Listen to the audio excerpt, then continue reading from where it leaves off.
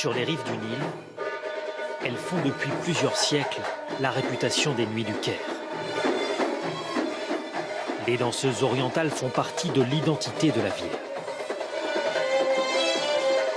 Un exercice de sensualité, aujourd'hui mis en péril par le retour du moralisme religieux.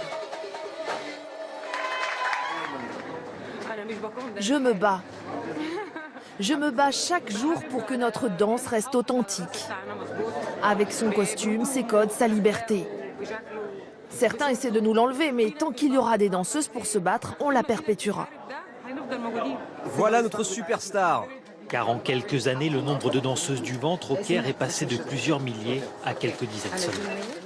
L'ascension nous impose des règles de décence pour les costumes, mais personne ne les respecte, car elles ne nous conviennent pas. Mais en Égypte, ces derniers temps, les censeurs sont de plus en plus attentifs. Il y a quelques semaines, cette danseuse a été arrêtée. La justice a estimé son déhanché trop provoquant, sa robe trop échancrée. De nationalité russe, elle devra répondre d'incitation à la débauche. Et les danseuses ne sont plus les seules à être ciblées. Cette chanteuse a récemment été condamnée à 2 ans de prison pour ses postures jugées trop suggestives. Dans les rues du Caire, les tenues audacieuses se font plus rares. Les jeans déchirés ont même été interdits dans certaines universités. Et les avocats du puritanisme multiplient les dérapages sur les plateaux de télévision. Cela vous satisfait de voir une fille marcher à moitié nue dans la rue? Quand une fille porte un jean déchiré, c'est un devoir patriotique de la harceler et un devoir national de la violer. Tollé général sur le plateau. L'homme est depuis poursuivi pour ses propos.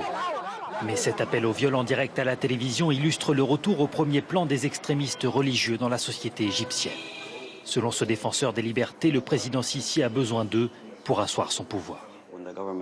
Il y a 5 ans, Sisi a chassé les islamistes du pouvoir.